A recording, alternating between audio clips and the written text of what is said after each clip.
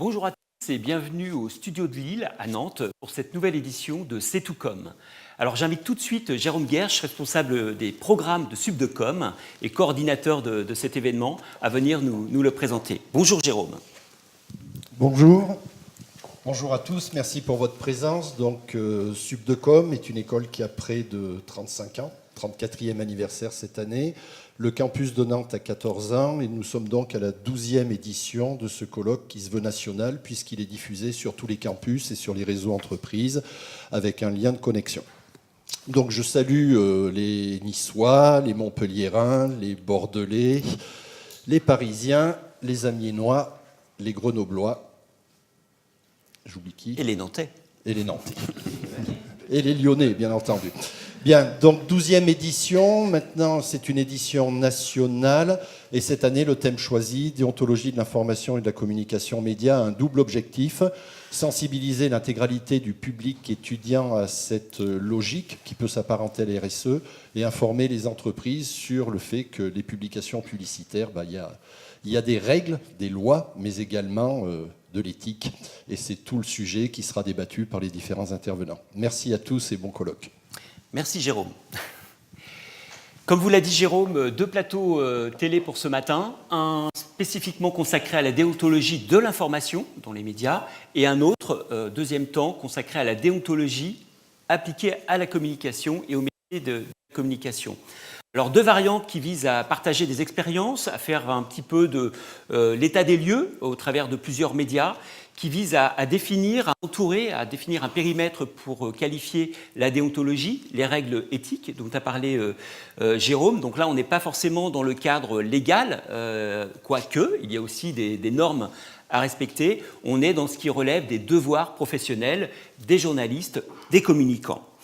Alors pour ce premier plateau consacré à la déontologie et l'information, j'appelle auprès de moi Pierre-Marie Herriot et Florent Douard.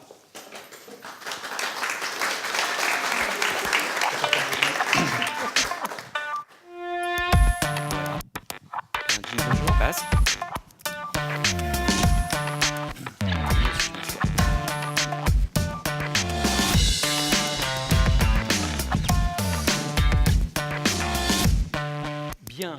Bonjour messieurs et bienvenue au studio de Lille pour C'est tout com. Alors je vais juste rappeler le format de cette table ronde. D'abord nous allons prendre une vingtaine de minutes ensemble pour définir la déontologie appliquée à l'information et voir avec vos expériences et vos organisations, vos médias, comment elle se déroule et comment elle se met en œuvre au quotidien. Et puis nous aurons un temps d'échange avec le public, une dizaine de minutes.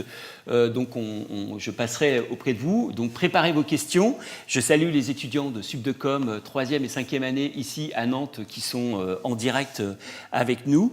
Et puis vous avez aussi pour les étudiants qui sont un peu plus éloignés, on les a salués tout à l'heure, la possibilité d'interagir avec un hashtag AskSubdecom, excusez-moi. Donc vous pouvez nous envoyer vos questions, vos interpellations, vos commentaires par rapport aux témoignages qui vous sont proposés.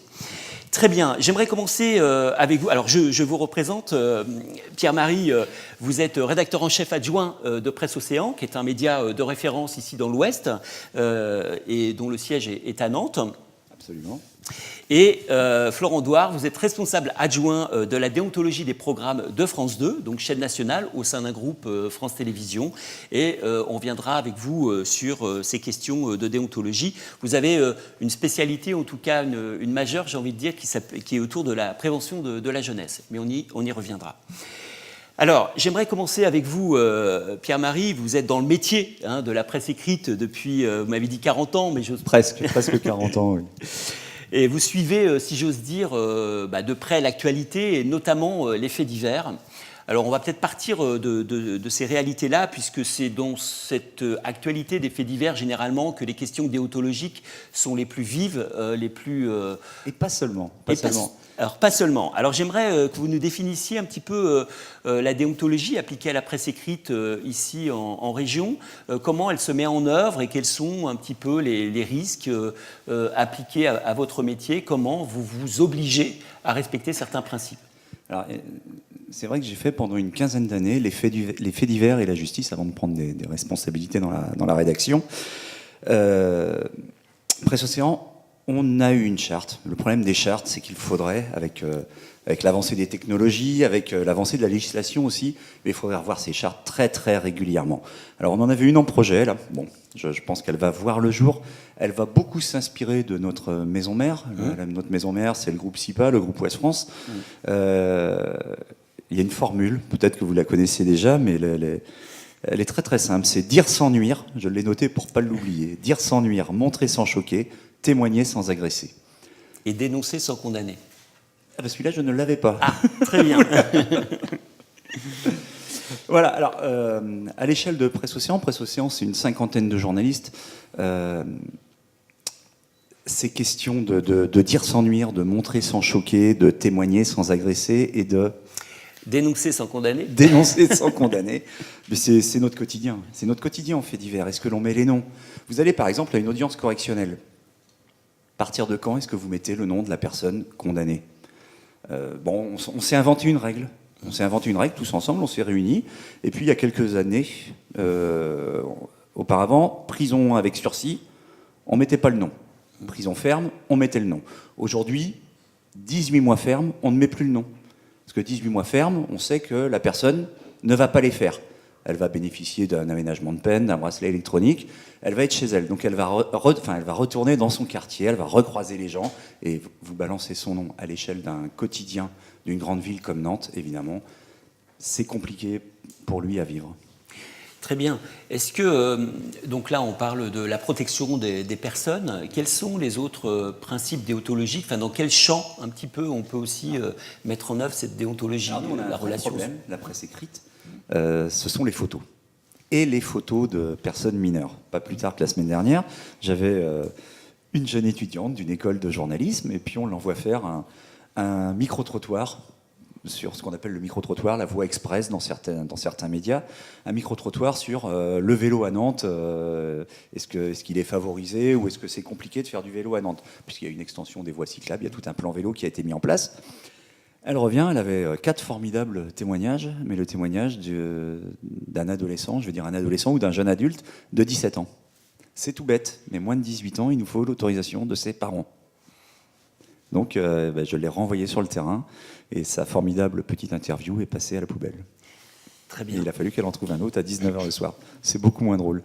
Là, on le prend en rigolant, mais vous faites par exemple, vous décidez de faire votre une ou de prendre une photo, une image d'archive pour illustrer le carnaval des enfants. C'était mercredi dernier à Nantes, vous savez, on a la mi-carême, le carnaval des enfants, et vous mettez une photo du carnaval de l'année précédente, avec un formidable petit garçon, tout mignon, tout maquillé, et vous avez ensuite la maman au téléphone le lendemain de l'apparition qui vous dit « mais vous savez, mon enfant, il est décédé ». Là, c'est beaucoup, beaucoup moins drôle. C'est du vécu et c'est beaucoup moins drôle. Très bien. On viendra notamment sur cette notion et cette importance de la protection des mineurs. Alors, je reviens à ces questions de faits divers. Alors, il se trouve qu'à Nantes, je ne sais pas si on est bien lotis sur ce sujet-là, malheureusement, mais on a 2 grandes affaires emblématiques. Vous avez parlé de l'affaire de Ligonnès et de l'affaire Troadec. Voilà, donc je vous laisse un petit peu, parce que c'est des affaires qui ont, j'allais dire, été... qui ont secoué un petit peu le territoire et sa population. Comment, sur des grosses affaires comme ça, où on est en local, donc on peut avoir accès à des informations peut-être de très grande première main, j'ai envie de dire, comment on se limite, j'ai pas envie de dire on se censure, mais jusqu'où on peut aller, comment on gouverne aussi les choix qui sont faits. Donc il y a un rédacteur en chef, on l'a bien compris, etc. Mais comment ça vit? C'est mon rôle de choisir. Voilà. Et dans l'affaire Troadec, par exemple, 2 têtes. Je vais essayer de me rappeler non pas des dates précises, mais des jours. Je crois que l'affaire éclate. On a la première info. Tiens, il y a un problème avec une famille qui donne plus signe de vie le mercredi. Et moi, je reprends les manettes du journal le week-end, un samedi. J'étais pas ce qu'on appelle aux manettes, à la direction du journal. On est 2 ou 3 à piloter, à tour de rôle. Je reprends ça le samedi. C'est moi qui ai pris la décision de passer les 4 photos de la famille Troadec qu'on avait récupérées sur les réseaux sociaux. Je pense que là, on est toujours borderline. On est toujours borderline. On prend les photos sur Facebook, sur LinkedIn, sur Instagram. Bon, c'est peut-être que tu pourras nous en parler plus longuement.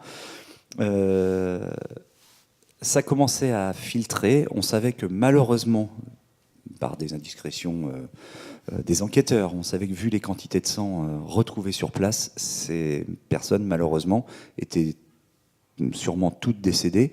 Les seules traces de sang qui n'avaient pas été retrouvées étaient celles de la fille, mais on imaginait mal cette pauvre adolescente massacrer toute sa famille. Donc on a pris la décision de passer ces photos, et tous les autres journaux derrière, tous les autres médias ont très très vite suivi le soir même, c'était sur Internet. Est-ce qu'il y a, vous avez parlé du projet de charte qu'il y avait donc à Presse Océan, vous appuyez effectivement sur la norme de bonne conduite de Groupe Ouest France dont vous faites partie. Est-ce qu'il y a un référent déontologie dans le média, au-delà du rédacteur en chef que vous êtes? À Presse Océan, non, c'est évidemment le rédacteur en chef ou les deux rédacteurs en chef adjoints qui prennent les décisions, mais c'est presque un débat quotidien. Oui, il faut bien le savoir, c'est presque un débat quotidien. Est-ce que l'on passe telle photo? Est-ce que l'on passe telle identité? Est-ce que l'on parle de telle affaire? Et puis on a un autre souci aussi, qui là peut aller bien au-delà des faits divers. C'est la contradiction, le contradictoire. C'est-à-dire vous allez faire par exemple une action sociale, une manifestation dans une entreprise. Eh bien moi je me bats, parfois je suis obligé de me battre avec certains collègues pour qu'ils appellent la direction et qu'on ait le contradictoire. Ça, c'est encore une autre donnée, mais dans la déontologie, c'est important que tout le monde ait la parole et que notre lecteur ou notre internaute, puisque tout ça se retrouve aussi sur le net, ait les deux sons de cloche et se fasse sa propre opinion éventuellement, ou qu'on l'aide à comprendre la situation. On a tout à fait le droit de commenter aussi et de donner notre... Du principe du contradictoire, de la réaction effectivement des personnes qui se sentent, qui sont touchées directement par une information ou une photo. Est-ce qu'il y a beaucoup de procès, de judiciarisation de ces sujets en lien avec la déontologie? Alors, on a d'abord, on est soumis à la loi. La loi, il y a la diffamation, la diffusion de fausses nouvelles. Vous m'arrêterez si j'en oublie. La diffamation, la diffusion de fausses nouvelles, l'atteinte à la vie privée. Oui, voilà, l'atteinte à la dignité humaine, et puis la diffusion de fausses nouvelles, je l'ai peut-être déjà dit. Oui. Donc, qui sont les règles, j'allais dire la loi, bien les normes, oui, voilà, donc on est obligé. Après, c'est ça la difficulté. On est d'autant plus maintenant aujourd'hui avec Internet, la vérité à un instant T n'est pas obligatoirement la vérité à T plus 5 minutes. Donc c'est parfois difficile. Je pense que tous les journalistes essayent de donner une information fiable, vérifiée. Ça, c'est à peine discutable. On n'a pas besoin d'inventer, surtout dans une ville comme Nantes où l'information, on fait des choix. Tous les jours, on fait des choix tellement il y a un grand lot d'informations. Mais l'information que l'on donne à l'instant T n'est pas obligatoirement vraie un peu plus tard. Je vais prendre l'affaire de Ligonnès dont vous avez parlé. C'est une anecdote que j'ai déjà racontée à pas mal d'élèves présents ici. J'ai une journaliste sur place au moment où, puisque il y a déjà 3-4 jours que la police pressent que cette famille a disparu et que ça pourrait bien mal se terminer, donc elle décide un matin, c'était un mardi je crois, d'engager des fouilles dans la maison. Et j'ai une journaliste qui est pas sur place avec eux, mais très très près. Et elle m'appelle à 11h, j'étais en train de prendre un petit café, je vous raconte l'anecdote comme si j'y étais, parce que je l'ai revécu. J'étais le petit café en face de Presse Océan à l'époque, rue Santeuil, et elle m'appelle, elle me dit « Tu devineras jamais, c'est la mère qui a fait le coup, ils viennent de dégager le père. » Le médecin légiste est formel. Elle me dit « Peux-tu faire très vite la DMA ?» La DMA, c'est la dernière minute d'actualité. Je lui dis « Écoute, on n'est pas à 5 minutes près, je suis en train de terminer mon café, je remonte et je la fais. » Et là, le temps que je remonte, elle me rappelle, elle me dit « Mais non, le légiste vient de dire, mais non, qu'il s'est complètement planté. On a affaire à des corps qui sont quand même très abîmés. » Et il dit « Non, vous venez de sortir la mère. » Et donc, voilà, on aurait pu balancer, excusez-moi ce terme, on aurait pu envoyer sur le net une information fausse qui aurait pu, imaginez pour tous les proches de cette famille, faire des atteintes difficiles à supporter. Vivre. On parle donc je l'ai dit tout à l'heure, vous avez une riche expérience. J'ai même travaillé à détective au tout début de ma carrière. Plusieurs années. Et justement, comment ce sujet de la déontologie, des règles éthiques appliquées à l'information, évolue dans le temps? Est-ce qu'il y a, on est plus sensible à ça? Est-ce que les journalistes sont mieux formés ou mieux préparés à dialoguer, à se poser ces questions? Les journalistes sont beaucoup mieux formés, d'abord parce qu'il y a il y a 40 ans, on ne sortait pas obligatoirement d'école. Maintenant, aujourd'hui, je pense que toutes ces questions-là font partie de l'enseignement des écoles de journalisme. Et puis aussi une autre donnée, on en parlait juste avant l'émission, c'est qu'aujourd'hui, je ne sais pas si c'est parce que l'aura du journaliste ou le métier s'est désacralisé, mais les gens ils n'hésitent plus à téléphoner ou même à venir vous voir. Et quand vous avez votre lecteur, votre internaute en face de vous, qui vous dit « vous m'avez sali, vous m'avez fait du mal, ma fille pleure tous les soirs à cause de vous, ou elle se fait agresser à l'école, vous avez sali mon nom, vous avez raconté des âneries », vous l'avez en face de vous, ça c'est pas facile. Alors qu'avant, ça se passait pas comme ça, il y avait parfois un courrier. Maintenant, ça a beaucoup changé la donne aussi. Donc oui, moi je vois bien dans mon équipe, ils sont tous très très sensibilisés. J'allais dire, c'est souvent eux-mêmes qui m'alertent en disant voilà, j'ai un problème, qu'est-ce que je fais? On fait comme ça ou on fait comme ça? Très bien. On va revenir avec vous dans un instant, mais j'aimerais maintenant qu'on passe la parole à Florent Douard. Je l'ai dit, vous êtes responsable adjoint de la déontologie des programmes sur la chaîne de télévision France 2. Donc là, nous changeons de média, hein, nous passons de la presse écrite à la presse télévisuelle, avec une chaîne historique, très attachée, j'allais dire, dont le public est très, très attaché, forte audience, France 2 au sein de France Télévisions, dans lesquels les magazines d'information sont également, ont une très forte notoriété, hein, je pense à Télématin, les journaux télévisés ou les magazines d'Ulysse Lucet. Alors, quelles règles donc déontologiques vous appliquez-vous à France 2 mais surtout, comment vous vous organisez par rapport à ce sujet en interne? Alors, bonjour à tous. Je suis un peu d'accord avec toi, hein, tout ce qui se passe. Nous, à France Télévisions, je dis France Télévisions parce que maintenant on a un groupe, hein, donc c'est un petit peu plus facile pour moi parce que je suis plus habitué à dire France Télévisions. On est habitué au respect de la dignité humaine, au respect de la personne, au droit à l'image, à beaucoup de choses. Donc, lorsque on est sollicité sur des images de guerre par les JT de 20h, JT de 13h, souvent on est amené à me demander est-ce qu'on peut le faire, est-ce qu'on peut ne pas montrer ou est-ce qu'on peut montrer. Donc, il y a très très longtemps, effectivement, on montrait un peu tout et n'importe quoi, mais c'était pas la même époque, tout évolue. Et on a une charte de l'antenne, une charte qui nous dit attention, respect, respect, respect. Donc on est amené, lorsqu'on a des images d'enfants décédés, à les flouter, parce qu'il y a la dignité humaine, il faut respecter la personne décédée. Lorsque c'est un adulte, on le floute aussi. Lorsqu'on a eu beaucoup récemment d'images de migrants qui étaient repêchés par des pêcheurs ou par des ONG, eh bien, effectivement, dès qu'on voit les corps de trop près, on les floute. C'est très important, le respect. Et ça, France Télévisions, et j'aurais tendance à dire les autres chaînes, les autres grandes chaînes, le font depuis le 11 septembre. Pourquoi le 11 septembre ? Vous l'avez tous vécu, hein. Il y a des twins, il y a beaucoup de gens qui sont tombés des twins, qui se sont jetés des twins. Et à l'époque, on était en direct et on a vu les gens tomber. Et depuis ce temps, on a décidé, c'est comme un accord avec le CSA, puisqu'on avait eu des réunions, de dire ces images-là, on ne les montrera plus à la télévision. On peut parler des twins qui tombent, on peut parler de plein de choses, mais non, ça, non, on ne veut plus. Et ça, c'est pour respecter justement la personne. Juste Pierre-Marie. Oui, c'est pour les images, en effet, nous, par exemple, c'est pas une règle écrite, mais c'est évident, on ne diffuse aucune photo, par exemple, sur les accidents, aucune photo de victimes.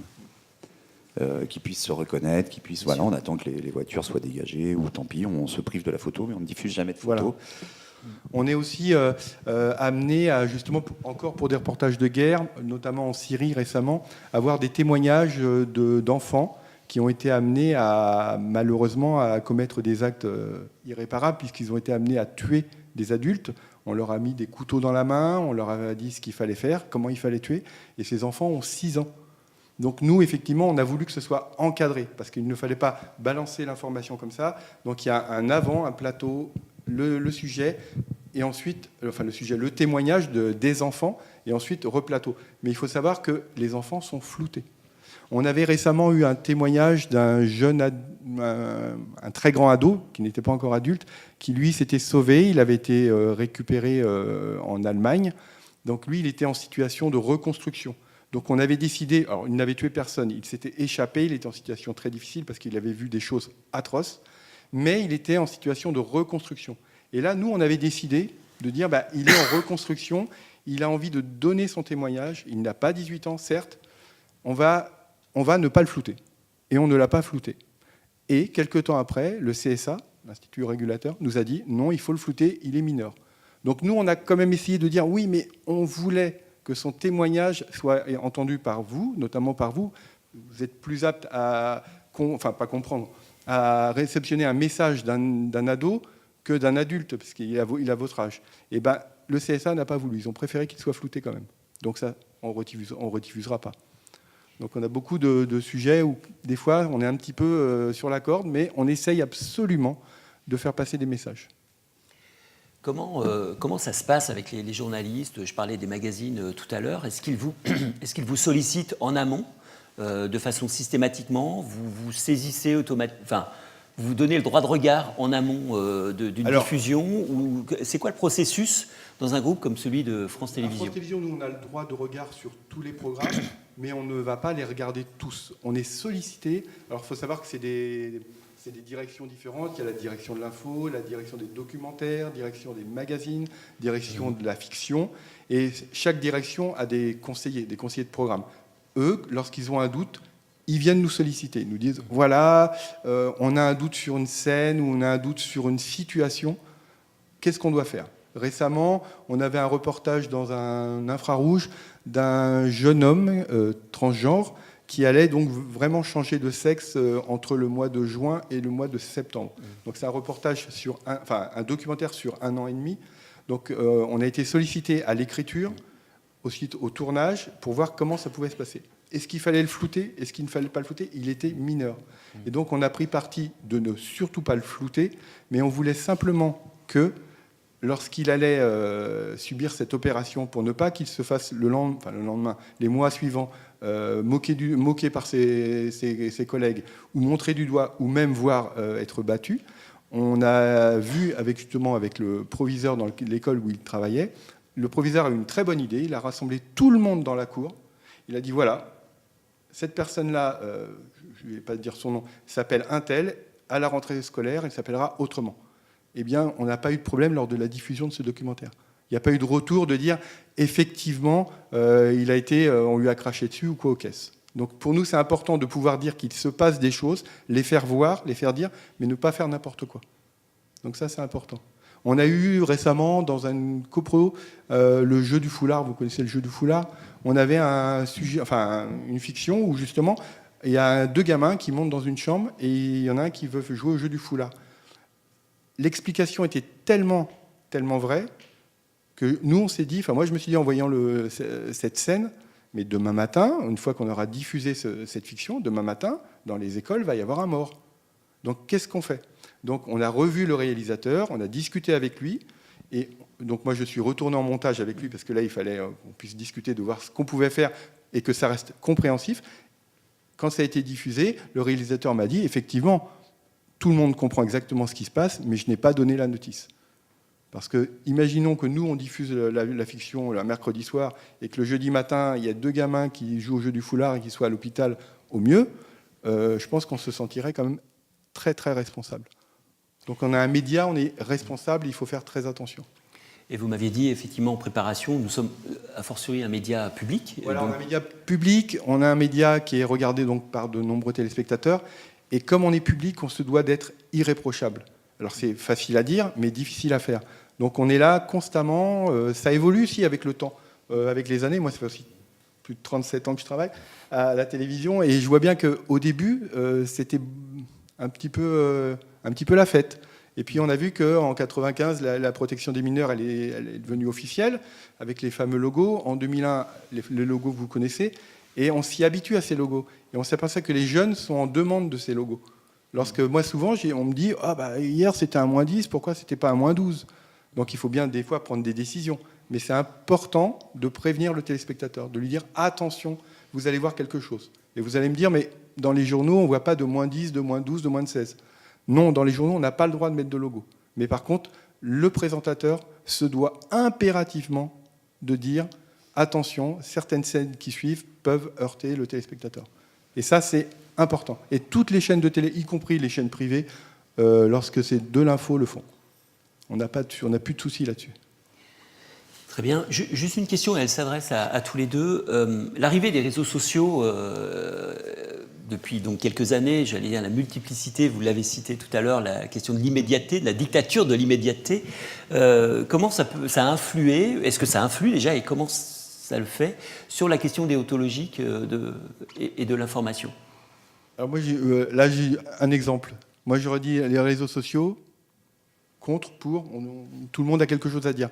Moi, je dirais, grâce aux réseaux sociaux, en 2011, Dominique Strauss-Kahn, aux États-Unis, arrêté.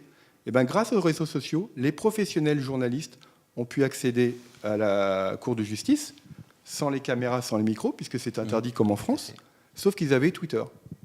Et donc, ils ont tweeté à l'intérieur du palais de justice, et grâce aux réseaux sociaux, les rédactions recevaient les tweets et pouvaient quasi en direct dire ce qui se passait dans le palais.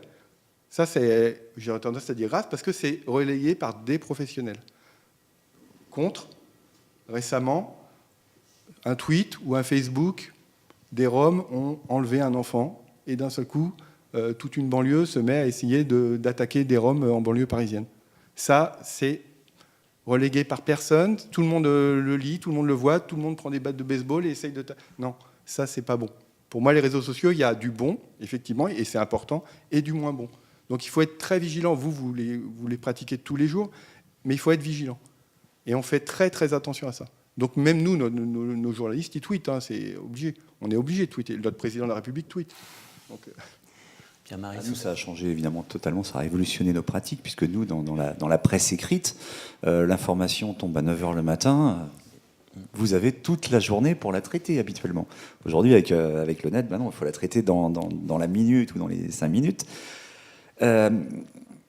Je vous souhaite un tout petit exemple. Voilà, une personne la semaine dernière, un octogénaire souffrant d'Alzheimer très probablement, qui disparaît dans la région bauloise. La police lance un appel sur Twitter et sur les réseaux sociaux. On le répercute. La personne est retrouvée 5 minutes après. Sauf que du coup, on est avec des personnes adultes. Ça nous pose un autre problème. Elle n'avait pas donné son autorisation. On a eu, il y a quelques mois, un monsieur d'une quarantaine d'années, à peine 40 ans, qui a fait le choix de disparaître pendant 3-4 jours avec une personne qui lui était chère, beaucoup plus chère que son épouse. Il s'est retrouvé avec sa figure dans le journal, dans les 2 quotidiens locaux, sur les réseaux sociaux. Je ne crois pas que ça lui ait fait très très plaisir. C'est-à-dire que là, en plus, le problème familial est exposé à toute la région. Voilà, c'est pas facile à vivre. Et c'est une personne majeure. Bon, je ne suis pas juriste, j'ai quelques notions de droit puisque j'ai fait un peu de droit, mais je suis pas sûr qu'il n'aurait pas pu nous poursuivre. Voilà. Alors après, on s'affranchit des fois de ça. Enfin, généralement, on attend pour les disparitions de personnes. C'est actuellement des choses qui nous posent problème, parce que police et gendarmerie ont tendance à balancer tout de suite les avis de recherche. On les répercute assez vite. Mais parfois, ils gardent aussi des avis de recherche. C'est-à-dire qu'eux, ils estiment que ce n'est pas une disparition inquiétante, donc ils le gardent. Et je vais citer une affaire à Nantes qui a bouleversé un petit peu Nantes il y a 3-4 ans, la disparition de Romain Barré. C'est un jeune agent immobilier qui s'était endormi dans sa voiture place Vierme. On sait maintenant qu'il a été tué. Et ses amis se sont mobilisés dès sa disparition. Il disparaît un mercredi soir, et dès le jeudi et le vendredi, il se trouve que je le connaissais un tout petit peu, mais on avait surtout des amis en commun. Et ces amis m'appellent et me disent « Mais écoute, nous, on organise des points de recherche, il faut que tu relayes notre appel, la police veut rien faire, ils attendent. » Et en fait, allez, banco, on a trouvé ça en effet très bizarre, on s'est un petit peu renseigné quand même, on a trouvé en effet cette disparition très bizarre, et on a relayé tout de suite l'information, on a même mis un peu le paquet sur cette affaire, et du coup c'est la police qui a embrayé sur l'avis de recherche. On a presque tordu un petit peu le bras à la police sur cette affaire-là, et on en est assez fiers. Ouais, comme quoi on voit bien que c'est utile des fois. Mais on est toujours sur la corde. Je voudrais qu'on se tourne vers le public. Est-ce que vous avez des questions? Je levais le bras, faites signe, et je vais aller vers vous avec un micro. Alors, je vous laisse encore quelques secondes pour préparer vos questions. Sur le hashtag AskSubdecom, est-ce qu'il y a également des questions? Revenez vers moi. Je suis à votre écoute. Question à tous les deux. Ah, pardon. Alors, je vais prendre votre micro. Oui, je sors du champ. Bonjour. Pensez-vous que les chaînes de télévision en direct ont un souci ou peuvent créer un problème avec la déontologie ? Comme par exemple, on a pu le voir lors des attentats à Paris, ou par exemple avant-hier avec Notre-Dame de Paris, où la flèche s'est écroulée en direct. Pensez-vous que ça peut créer un problème de déontologie ? Alors, avant-hier, non, mais oui, les attentats, ça a posé un problème, puisque c'était la course à l'information, et il y a eu de l'information qui a été donnée un peu trop rapidement. Donc ça, oui, ça a été un problème. Après post-attentat, les chaînes de télévision, y compris les chaînes de l'information, on se sont réunies. Elles ont discuté, elles ont constaté qu'il y avait eu des ratés. On leur a fait aussi, on a constaté qu'il y avait eu des ratés. On peut pas se voiler la face. Maintenant, ça va beaucoup mieux. Notre-Dame, il y a quand même eu 18 millions de téléspectateurs qui étaient présents lors de la chute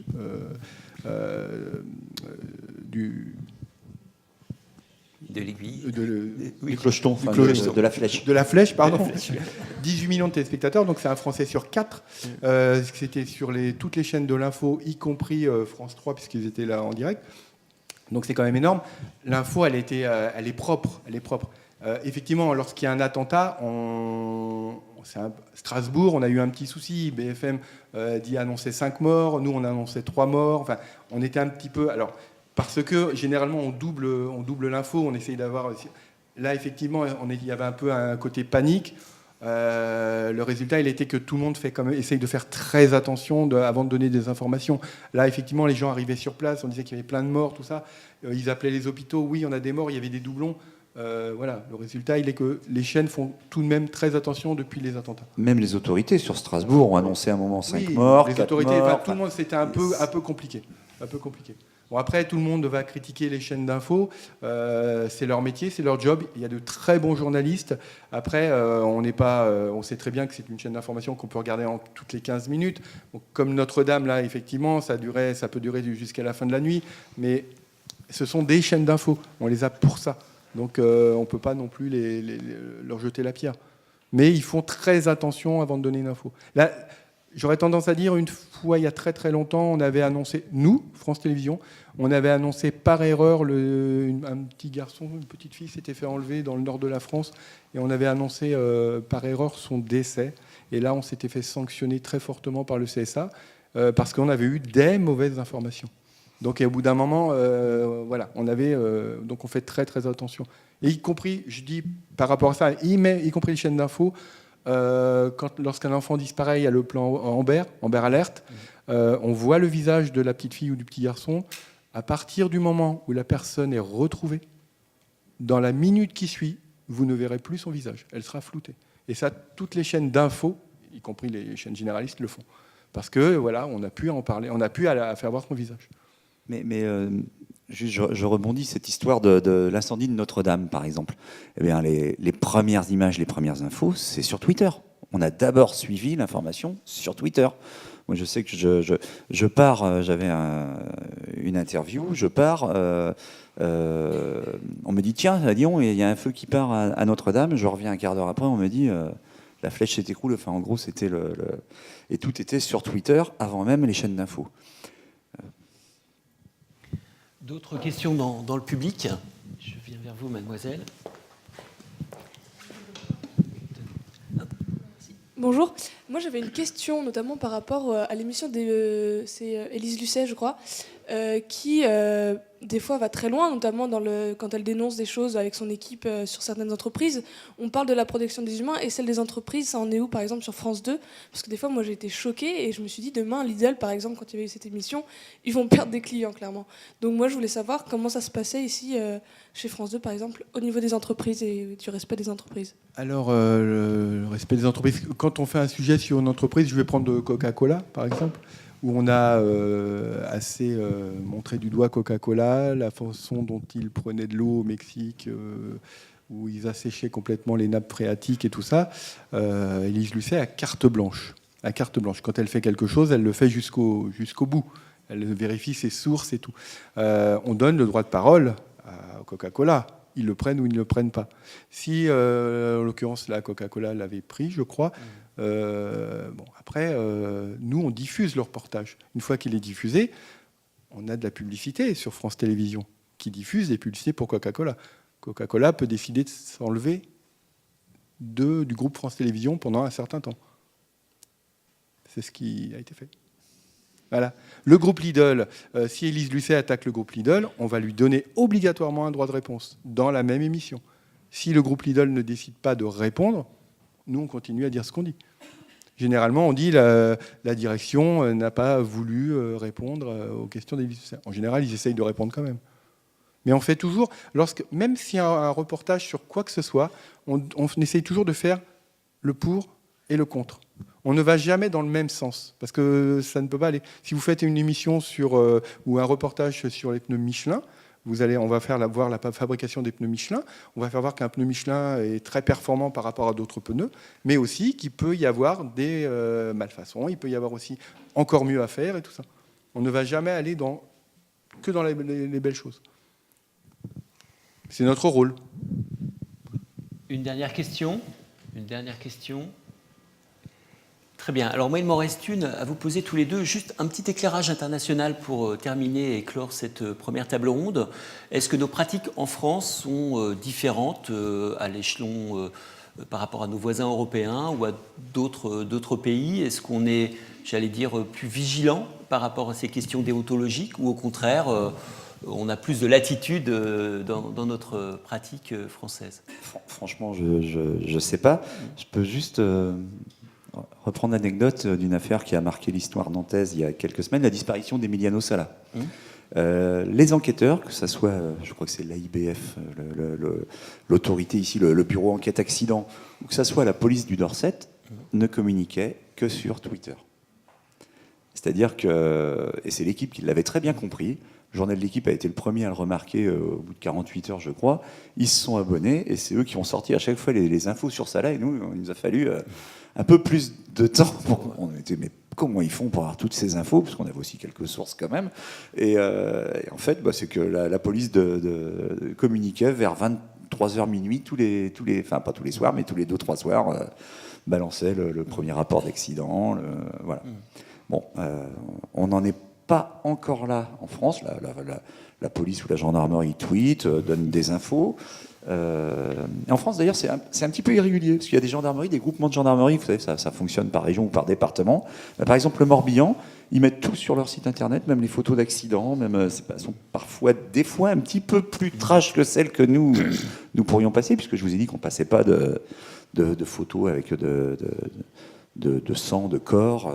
Voilà. Alors, eux non plus, ils font attention à ça quand même, mais elles sont parfois bien sévères. Et puis d'autres départements où la gendarmerie ou la police ne communiquent pratiquement pas. Je pense que dans le monde entier, enfin dans tous les pays démocratiques, les mêmes questions se posent dans tous les médias et on en est tous plus ou moins au même point. Ouais. Alors, oui, et je pense que j'ai la chance de voyager beaucoup et de regarder beaucoup donc les JT un peu à droite à gauche. Je me rends compte quand même que les JT de France, ils ont beaucoup de... Alors il y a de l'info, mais dans chaque magazine d'info, ou JT d'info, on développe toujours un peu plus. Au lieu de faire des sujets de 1 minute, 1 minute 15, on est plutôt sur 2 minutes, des fois 2 minutes 30. Ça vous paraît court, mais 2 minutes 30, 3 minutes, c'est long. C'est long. Et je trouve par rapport à d'autres pays, on prend quand même notre temps. Et je pense que c'est important dans un monde qui va très très vite, l'information va très très vite, mais de dire, là on est à la télévision, on n'est pas sur Twitter ou sur les autres réseaux, on va peut-être un petit peu, alors 2 minutes 30 c'est peu, mais on va essayer de développer un peu plus. Et on a, même TF1 le fait aussi, nous on a l'œil du 20h, je ne sais pas si vous connaissez, là, moi je connais un peu l'équipe, ils prennent leur temps, je vois comment ils font, ils prennent leur temps. Effectivement c'est compliqué, mais je vois rarement ça dans les autres pays quand j'y vais, quoi. C'est un petit peu différent. Très bien. Eh bien, nous allons en rester là pour cette première table ronde qui était consacrée à la déontologie appliquée au métier de l'information. Pierre-Marie Herriot pour Presse Océan, je vous remercie pour votre témoignage. Merci. Et votre présence. Florent Douard pour France Télévisions et France 2, merci également pour votre témoignage. Nous nous retrouvons dans quelques instants pour le deuxième plateau, à 11h20 précisément, consacré à la déontologie appliquée au métier de la communication. Merci à vous.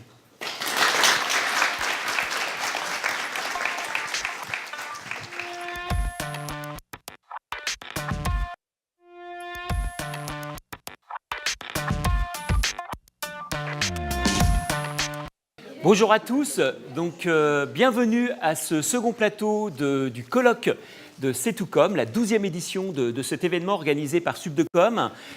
Cette matinée est consacrée à la déontologie. Nous avions un premier plateau sur la déontologie appliquée au métier de l'information et nous allons désormais parler de la déontologie appliquée au métier de la communication. Donc bienvenue à tous, j'appelle auprès de moi nos deux experts, nos deux témoins pour ce second plateau. Florent Douard de France Télévisions et Mohamed Mansouré de la RPP. Bienvenue.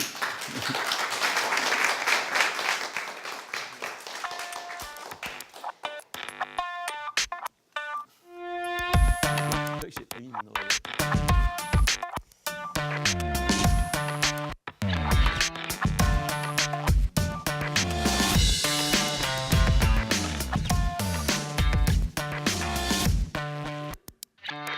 La déontologie appliquée au métier de la communication et au programme des différents médias, c'est ce que nous allons aborder dans ce second plateau avec deux intervenants. Florent Douard de France Télévisions, vous étiez déjà parmi nous lors de la première table ronde. Vous êtes responsable adjoint de la déontologie des programmes sur France 2.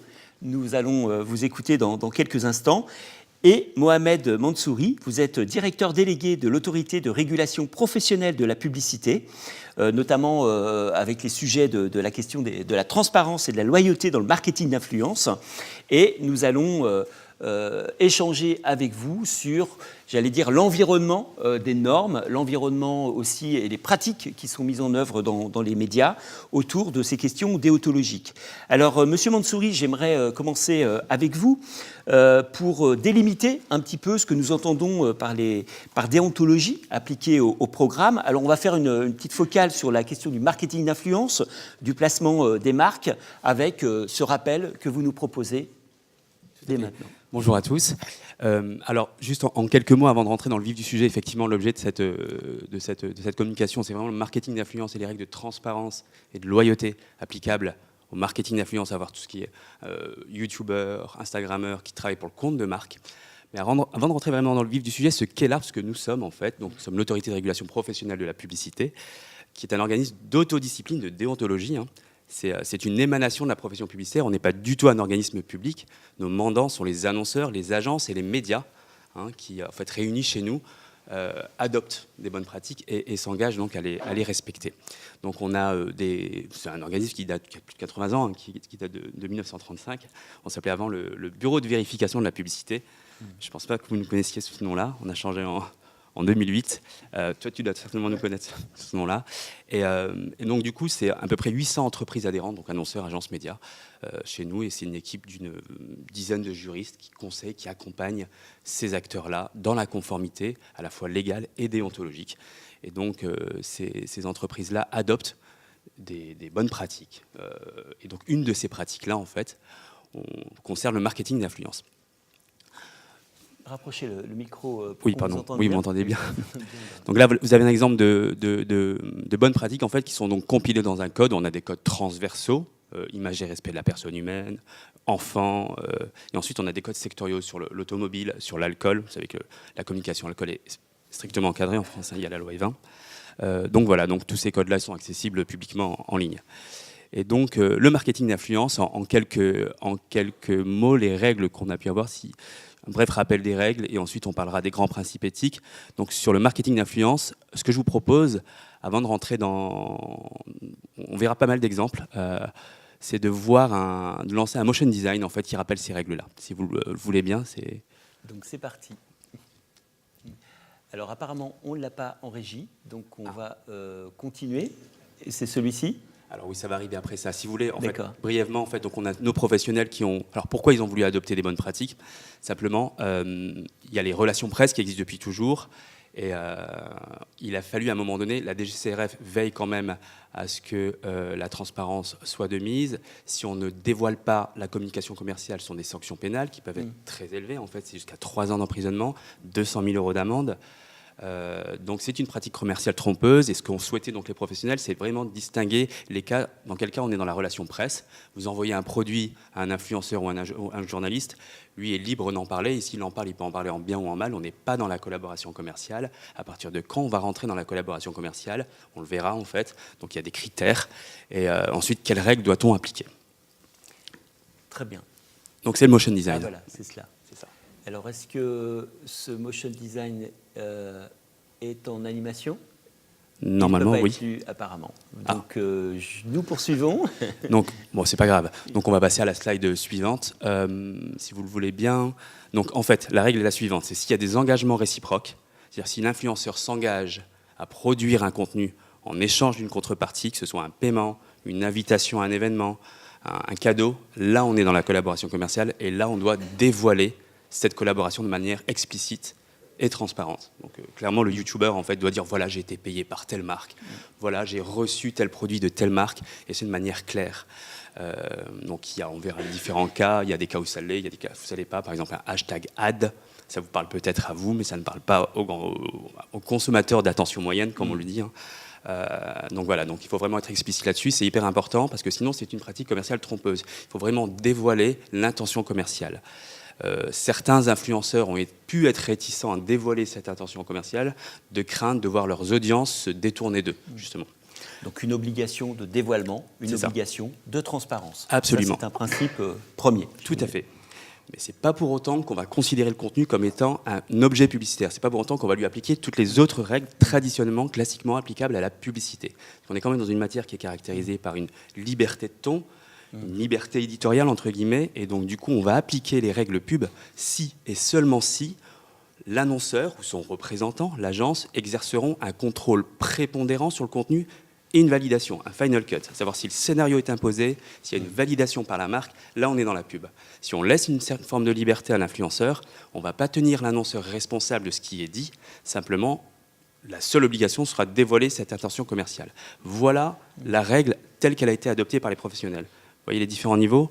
Il n'y a pas d'engagement réciproque, on est dans les relations RPR, presse, on ne dit rien. Il y a des engagements réciproques, on dévoile l'intention commerciale. Il y a un contrôle prépondérant de la marque, on est dans la pub. Trois catégories. C'est ce que disait en gros la vidéo. Très bien. Autre règle ou autre principe ou recommandation? Alors oui, bien sûr. Non, la première, c'est celle de l'identification. On va les passer en revue. Est-ce qu'on peut dérouler Est-ce qu'on peut dérouler? Oui. Alors celle-ci, par exemple. Alors je ne sais pas si on a la vidéo là. Oui. On lance la vidéo si vous le souhaitez. Super. Tatouage des Templiers. Ok, je suis en traître, mais moi j'ai un flingue, t'as quoi de mieux? Alors là, en fait, si vous voulez, vous avez un contenu créé par Norman, effectivement. Je cherche le nom, par Norman, en fait. C'est ça, donc pour Assassin's Creed, donc en faveur d'Ubisoft. Il y a un partenariat avec Ubisoft. Mais il a été suffisamment libre, en fait, pour définir le scénario. Typiquement, en publicité, ça, on ne le tolérerait pas parce que c'est la représentation d'un comportement dangereux. Ça aurait été la vidéo, donc parce que le fait de courir sur les toits, on ne l'accepterait pas en publicité. Mais le fait qu'il ait été libre de définir ce scénario-là, on n'appliquera pas la règle classique comportement dangereux à ce type de contenu. D'accord? Vous voyez un peu la différence? Je réinterprète ma collaboration commerciale. En tout cas, j'ai une liberté éditoriale en tant que diffuseur, enfin en tant que producteur de contenu. Absolument. Et donc, par contre, je déborde sur une autre règle qui est la valorisation ou la mise en avant de comportements dangereux. Absolument. Et donc là, c'est notre limite, Tout à fait. un autre principe que je dois respecter. De ne pas, Absolument. Sauf dans ce cas-là, parce que là, il a été libre, en fait. Si vous voulez, là, d'accord. le risque, en fait, c'eût été de tuer purement et simplement ce type de communication-là. Donc, on a d'autres cas, on va les passer en revue. Typiquement, là, on a en publicité, on parlait d'environnement tout à l'heure, développement durable, un peu en entrant entre nous. En publicité, on n'a pas le droit de représenter de véhicules sur des espaces naturels. C'est un comportement préjudiciable à l'environnement. Et bien là, s'il y avait clairement, si on appliquait les règles pub, c'était pas possible de présenter ça en fait. Ou alors aussi représenter une situation de consommation devant un écran. Parce que ce n'est pas une représentation d'un comportement alimentaire recommandé, notamment par le plan. Si je mange des chips devant mon écran, ça ne Absolument. peut pas être une image diffusée à l'écran. Absolument, D'accord, tout à très fait. bien. Donc ce sont des règles qu'on s'interdit, enfin que les professionnels Ce sont des règles que se sont adoptées les professionnels. Donc là, on parle de normes, enfin de volontaires, de bonnes pratiques Absolument, du métier. tout à C'est fait. pas imposé dans une loi et tout, c'est des Tout à normes fait. volontaires. Absolument. Il y a des engagements très forts qui ont été pris par l'industrie, notamment alimentaire, au niveau européen, justement, afin d'éviter la représentation de comportements susceptibles de favoriser l'obésité, tout ça. Très bien.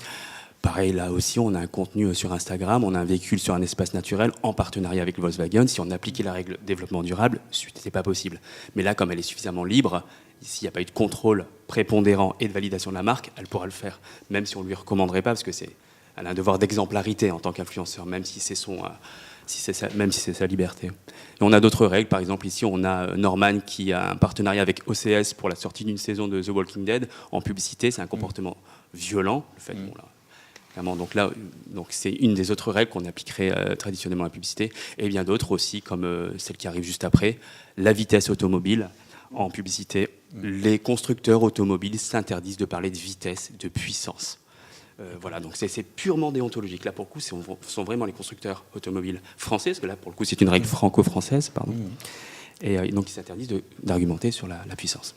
Très bien. Donc on voit toutes les situations, j'allais dire, à risque. On voit toutes les bonnes pratiques qu'ils ont mis en œuvre par le métier, donc qui donnent lieu à des recommandations et à votre vigilance, j'ai envie de dire. Est-ce qu'il y a quand même des situations un petit peu conflictuelles avec les programmes, avec les producteurs et comment elles se règlent dans... C'est notre quotidien. C'est notre quotidien, on n'en a pas parlé. Typiquement pour la télévision, on a une obligation de validation de l'intégralité de la production publicitaire télévisée en France. C'est-à-dire que tout ce que vous voyez à la télé, et depuis 2011 en VOD, en catch-up TV, passe chez nous, avant diffusion. Donc il y a des contraintes de temps, des contraintes de délai, il y a parfois de la post-prod, il faut retoucher un film au dernier moment, et clairement ça a des coûts, ça représente des coûts, donc il y a un rapport de force permanent qui existe entre les agences, les boîtes de prod, mais aussi les annonceurs parfois, mais ça se passe relativement bien, et de toute manière, au final, c'est la chaîne télé qui demande à ce que l'avis soit obligatoire, parce que sa responsabilité peut être engagée devant le CSA. Il y a aussi des règles légales en fait qu'on applique, le décret du 27 mars 92 par exemple, où là pour le coup on va veiller à ce qu'il n'y ait pas de les secteurs interdits de publicité comme l'alcool télévisé, on va veiller à ce qu'il n'y ait pas de plan alcool ou pas de plan violence, ou bien pas de mineurs en situation de consommation, ou bien représentés dans des situations dangereuses. Donc oui, ça fait partie du quotidien, quoi. On a d'autres études de cas? Oui, il y a quelques cas qu'on va passer en revue très brièvement en fait, à la suite de cette slide. Si on veut bien y aller, donc là, on qualifiera bien sûr la nature de la collaboration commerciale, on l'a vu, selon qu'il existe ou non un contrôle prépondérant. On va prendre un exemple, juste le premier. S'il vous plaît. Voilà. Alors là, par exemple, j'envoie à une rédaction une gamme de produits sans gluten. Cette rédaction-là, ce blogueur, c'est une rédaction, a la liberté d'en parler ou pas. Et s'il en parle, il peut en parler en bien ou en mal. Eh bien, dans ce cas-là, on n'est pas du tout dans la collaboration commerciale. Donc la conséquence, quelle règle en dessous? Eh bien, on ne mentionne pas de collaboration commerciale, tout simplement. Celle d'après, en revanche, là, on a une mère de famille qui reçoit des produits de la Redoute, Digital Mum. Elle choisit ou non de mettre en ligne sur son blog les habits qui lui ont plu à elle et à ses enfants. Et pour toute commande, tout lead généré depuis son site vers le site d'e-commerce de la Redoute, elle perçoit une commission de 6%. Donc, il y a des engagements réciproques. Là, il y a une collaboration commerciale. Donc, elle, son obligation, c'est de mentionner qu'elle est en deal avec la Redoute. Mais comme elle est libre de présenter les habits qu'elle souhaite, comme elle l'entend, on ne va pas appliquer, on ne va pas tenir la Redoute responsable si jamais, par exemple, elle avait des propos qui n'avaient pas leur place en publicité. Est-ce que ça vous paraît clair un peu la distinction publicité et communication commerciale à ce niveau-là? Voilà. Et puis il y a un dernier exemple aussi où là, pour le coup, on a une autre Instagrammeuse, enfin c'est une influenceuse, Kenza, qui est invitée par la Village Webs. Elle prend l'engagement de produire un contenu sur la Village Webs. La Village Webs le reprend d'ailleurs sur ses actifs de marque. Là, on est clairement dans la collaboration commerciale. Elle doit le mentionner qu'elle est en partenariat avec Mason Theory. Donc oui, on mentionne la collaboration commerciale. Voilà, et puis peut-être un dernier exemple. Très bien, je crois que c'est une vidéo que vous aviez sélectionnée également. Oui, voilà, là c'est... Alors, on l'a. Bon, là c'est Jérém Star en fait. Oui, alors Jérém Star qui est donc là... Bon, qui a l'habitude d'interviewer en fait des stars, notamment de la télé-réalité depuis sa baignoire. Il est en partenariat avec Oasis, donc là une interview franc-bourgeoise. Mais en même temps, il est libre de définir un peu le scénario. L'obligation qu'il aura, et il le dit d'ailleurs très bien, on le voit sous la vidéo, c'est mentionner le partenariat avec Oasis. C'est la transparence vis-à-vis de ses audiences. Je pense qu'on peut... Le dévoilement. Tout à fait. L'obligation de dévoilement. Merci, Monsieur Mansouri. Donc, merci pour. On va revenir un petit peu sur cette question de placement de marque tout à l'heure. J'aimerais désormais qu'on revienne avec vous, Florent Douard, pour France Télévisions et France 2. Alors, on l'a dit, ou je le rappelle, vos champs d'action sont la protection des mineurs, la publicité clandestine, le placement de produits, on vient d'en parler. Ces trois sujets qui sont au cœur des questions déontologiques dans les programmes télévisuels. Est-ce que vous pouvez un petit peu, là aussi, nous délivrer votre expérience et la façon dont vous vous organisez, vous, dans le groupe France Télévisions, pour aborder ces sujets? Je crois que, donc là, on parle de placement de produits commercial, c'est ce qu'on vient de faire avec Mohamed, mais il y a aussi toutes les productions de fiction aussi qui sont une opportunité pour influer ou pas sur certains comportements. Alors oui, bonjour à tous. La protection des mineurs au sein de France Télévisions, c'est beaucoup d'heures de programme, beaucoup de fiction. Donc les fictions, contractuellement, elles doivent être tout public, mais on sait très bien que les fictions, eh bien, il y a du -10 et du -12. On a des règles CSA. Les fameuses règles CSA, c'est le -10, il peut passer à toute heure, sauf autour des émissions jeunesse, le -12 à partir de 22h et le -16 à partir de 22h30. Il y a quelques petites exceptions. C'est le -12, 16 fois par an à partir de 21h, enfin 20h30, et le -16, toujours à partir de 22h30. Pourquoi? Parce qu'il y a des programmes, il y a des fois des magazines d'infos, on en parlait tout à l'heure, où il y a des scènes difficiles, donc là on met du -12. Pourquoi on met du -12? Comment on met du -12? Pourquoi on met du -10? Et comment on met du -10? C'est simple, on est sollicité, on visionne, on regarde, on se dit, bon, on est tous des professionnels, on a été formés pour ça, avec des pédopsychiatres, beaucoup de spécialistes, et on décide à plusieurs d'appliquer une signalétique. Alors, si on décide d'appliquer une signalétique -10, c'est pas pour rire, on va pas regarder et dire bon, on met du -10. Non, non, on étudie, on a un référentiel signalétique qu'on s'est instauré avec plein de critères. Est-ce qu'on doit le faire? Est-ce qu'il y a une scène de violence? Oui, mais est-ce qu'elle est adaptée à la fiction? Est-ce qu'elle est nécessaire? Si on voit un western avec des cow-boys, des Indiens, il y aura forcément de la tuerie. Mais est-ce que le fait que ce soit historique, est-ce qu'on va mettre une signalétique? Nous, on a beaucoup de documentaires sur les apocalypses. Est-ce qu'on doit mettre du -12 ou du -10? On a eu beaucoup de gens qui se sont manifestés parce qu'on avait mis que du -10, sauf qu'il y avait le caractère historique et il y avait l'explication de pourquoi, comment et après. Donc là, nous, le CSA n'était pas intervenu ou était intervenu en disant c'est normal qu'ils aient mis du -10. Donc c'est vraiment compliqué. Là, je vais vous faire voir une petite vidéo où justement, on avait une petite fiction qui s'appelle 2 flics sur les docks. Et en entrée, c'est pour le vendredi soir. Le vendredi soir, nous n'avons pas le droit de passer du -12, parce qu'il y en a des jours aussi qui sont bien spécifiques. Là, cette fiction a été assez difficile d'accès en entrée. Donc moi, je reçois ça par rapport à un conseiller de programme qui me montre la vidéo, la première vidéo. Et je vais vous expliquer ce qu'on a fait après.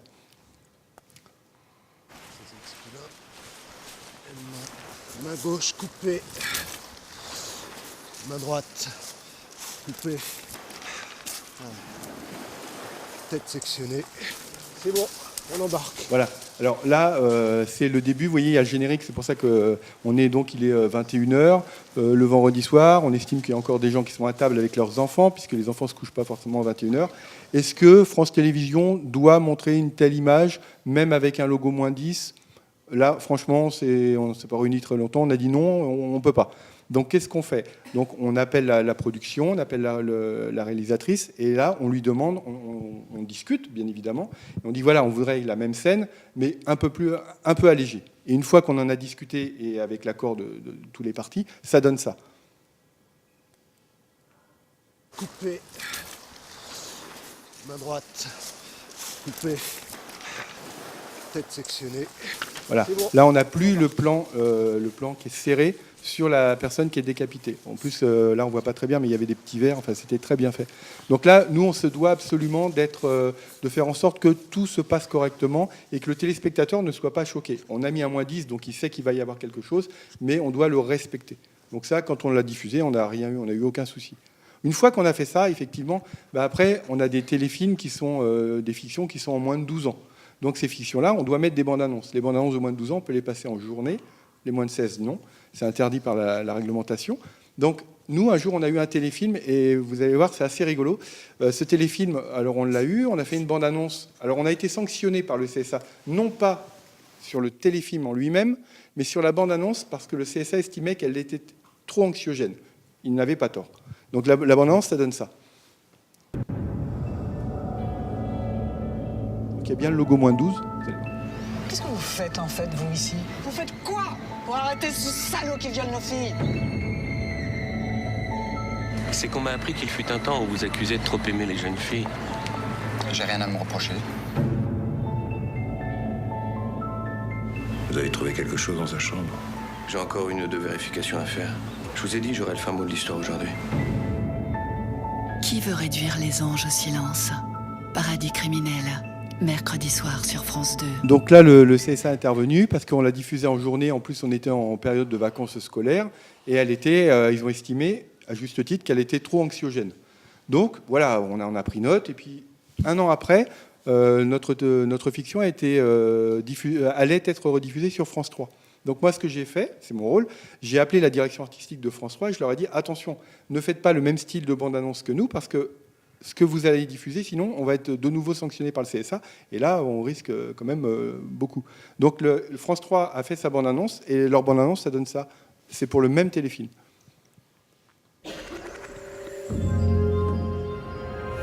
Il y a des lieux où l'on ne devrait pas se trouver. Des regards qui en disent long. Fais-moi confiance, s'il te plaît. Il y a des moments qui font basculer une vie. Le sang sur son pare-choc, c'est du sang humain. Des indices qui accablent. Mon mari n'est pas coupable. Une épouse trop dévouée pour être honnête. Mais un crime n'est jamais parfait. Paradis criminel, vendredi à 20h45 sur France 3. Donc là, on voit la bande-annonce, c'est pour la même fiction. Elle est complètement différente. C'est une voix féminine, donc beaucoup plus facile d'accès. Donc là, ça a été diffusé. Le CSA l'a bien évidemment bien regardé et on n'a pas eu de soucis non plus. Donc voilà, en ce qui concerne la protection des mineurs. La publicité, alors la publicité, elle est bien encadrée par un générique début, générique fin. Vous savez que sur France Télévisions, la publicité s'arrête à partir de 20h. Mais moi, je suis chargé de la publicité clandestine, c'est-à-dire ce qui n'est pas à l'intérieur des écrans. Donc, est-ce qu'on peut diffuser la publicité clandestine? Qu'est-ce que la publicité clandestine? Dans une émission comme Télématin, on va présenter 3 livres, il n'y a pas de problème. Voilà. On va recevoir Mohamed qui va sortir un livre, il est tout seul sur le plateau, il peut présenter son livre. On va faire voir 1 ou 2 fois maximum la couverture de son livre. Par contre, je suis là, vous êtes tous là, j'ai vu qu'il y avait un Wrangler là-bas, une marque différente là-bas. Là, on peut le faire sur un plan large, on peut voir plusieurs marques. Par contre, si je vais faire une interview d'une personne qui porte une casquette Nike ou un t-shirt Adidas ou Quokes, si c'est trop longtemps, enfin, si ça dure quand même, si c'est simplement un plan où on le voit, il dit ouais, super, vive la France, vive, on a gagné en foot, c'est pas grave. Si c'est vraiment une interview, on doit faire quelque chose. Alors, soit on gaffe, des fois si on a le temps, soit on floute, ou soit on floppe. Flopper, c'est inverser l'image. Donc ça, on le fait. Pour les retransmissions sportives, par exemple, une retransmission sportive, on va nous dire, bah oui, non, mais c'est en direct. Oui, en direct, on peut laisser. Quand on devient en différé à plus de 4 heures, normalement, je dis bien normalement parce que ce n'est pas toujours cohérent, on est censé flouter ou enlever la marque. Par exemple, pour les bateaux qui font la course du Rhum ou Quokes, même quand on diffuse, on laisse les bateaux parce que c'est Sodebo, parce que là, ça deviendrait incohérent de flouter. Le CSA n'intervient pas. Ils sont cohérents. Enfin, il faut faire attention. La publicité clandestine, on peut l'avoir sur plein d'autres choses. Donc ça, on est très, très vigilant là-dessus. On est très vigilant. Quelle organisation, là aussi, vous mettez en place en interne? On l'a vu tout à l'heure, vous êtes intervenu là, sur le deuxième exemple a posteriori, puisqu'il y avait un commentaire du CSA sur un premier passage, vous avez pu corriger le tir sur le deuxième passage du programme. Est-ce que vous auto-saisissez de tous les programmes? Est-ce qu'on vient vers vous partager une interrogation? Comment ça se passe au quotidien par rapport au programme? Une fois par an, on a décidé en interne de faire une petite formation à toutes les directions, enfin les directions qui font du programme, de façon à les sensibiliser. Et en général, quasiment à 99%, c'est eux qui viennent nous solliciter. On vient me solliciter pour des marques d'alcool. Est-ce qu'on peut, dans un téléfilm, montrer une bouteille d'alcool? Non, on ne peut pas. Là, on tombe sous la loi E20. Donc, on vient nous demander des choses. Est-ce qu'on peut, par exemple, faire un reportage sur Michelin? On en parlé tout à l'heure. Oui, on peut faire un reportage sur Michelin, mais le pour et le contre. On ne peut pas. Est-ce qu'on peut faire une publicité pour faire voir la dernière Renault? On peut faire voir une Renault. On ne peut pas montrer une publicité hors écran où il faut flouter la marque. Donc c'est très compliqué. Donc généralement, quand on reprend une publicité hors écran, c'est une publicité qui a plus de 3 ans. On s'interdit de faire des choses des fois qu'on aimerait bien faire, mais on ne peut pas. Donc il y a des règles. Donc ça, souvent, on est sollicité par les équipes qui nous demandent est-ce qu'on peut le faire, est-ce qu'on peut ne pas le faire. Est-ce que je peux me mettre devant l'entrée de tel spectacle où on voit en gros le nom d'un hôtel ou le nom d'une salle de spectacle? Si c'est furtif, oui. Si c'est pas furtif, non. On n'y va pas. Dans les fictions, on peut avoir des gens qui ont je vais dire plutôt des documentaires. On va avoir des jeunes qui sont habillés différemment. Si le documentaire, ça va parler des problèmes de jeunes dans différents endroits, dans différents quartiers ou quoi qu'est-ce, on ne va pas flouter les vêtements, on ne va pas. Par contre, si c'est un documentaire sur le sport et qu'on voit énormément, par exemple Nike, beaucoup plus que Adidas ou qu'une autre marque, oui, on va faire quelque chose, on va flopper. Voilà. Je crois que sur le placement de produit, vous avez une vidéo très, très didactique. Le placement de produit, avant de faire la vidéo, c'est quoi? C'est on a un contrat. Là, il y a un contrat avec une boîte. Voilà. Et est-ce qu'on peut mettre... Alors là, c'est le placement de produit à la télévision, c'est assez simple. C'est pour mettre une marque en avant. Bon. Là, s'il y a un placement de produit, nous, on ne va pas dire qu'on n'a pas le droit. Mais nous, on est là aussi pour faire respecter ce placement de produit et de dire, oui, on peut le faire. Ce n'est pas de la publicité clandestine. Et là, je vais faire juste un petit jeu. Vous allez voir, il y a quelques placements de produits en post-prod qui vont arriver. Et ça va être à vous de me dire lequel n'est pas valable.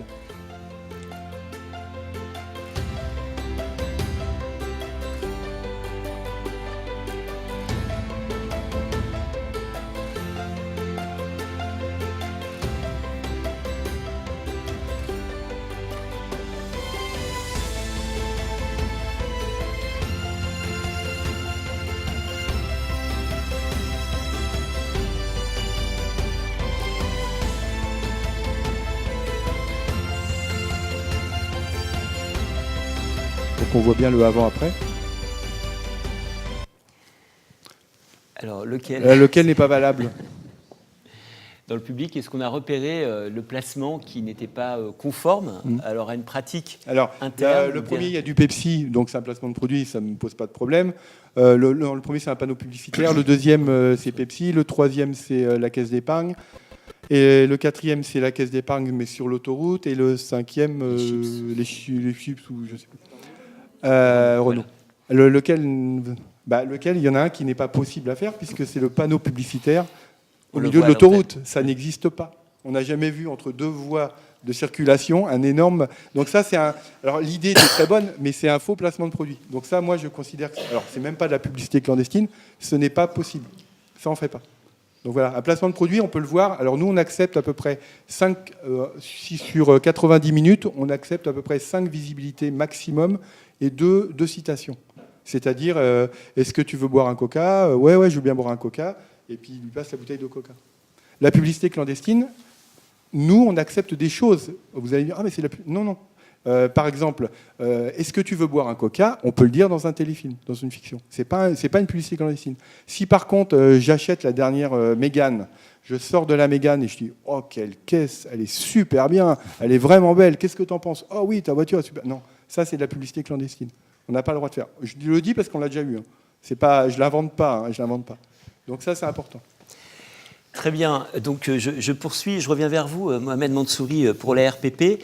Là aussi, on a parlé donc des normes, ou en tout cas des principes et des règles à faire respecter.